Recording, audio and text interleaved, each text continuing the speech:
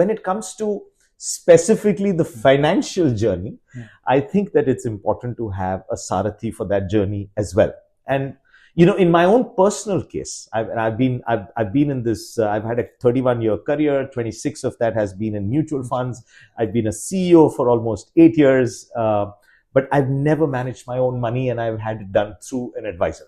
Right, for almost 14 years now, my family, we've had a financial advisor who sits with us and has planned all of our goals, our kids' education, our retirement.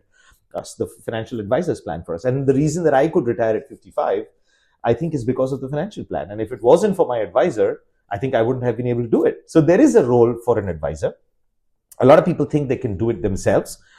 So, if I were to sort of try and make sense of it for people, I would say that every adult needs to feel in control of two things in their life: health and wealth. Wow. Right?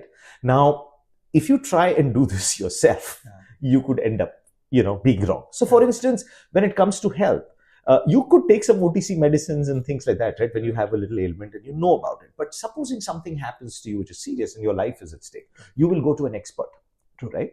Similarly, I think when it comes to finances, which is the other big pillar for any adult, there is some part that you can do yourself, and you're going to be responsible for your budgeting and your saving and things like that. But when it comes to the serious investing for your life's financial goals, I think an expert is required.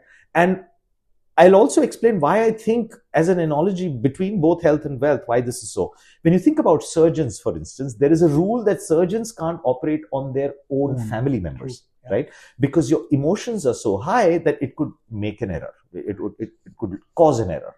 Right? And so there is a rule that surgeons should not be operating on their closest near and dear ones. I think money is another, between health and wealth. Money and wealth is very emotional for people. If you try to operate on it yourself, you're bound to make some errors. So what you need is an expert who is emotionally in a different state than you, who can be objective about what you should do and what you should not do.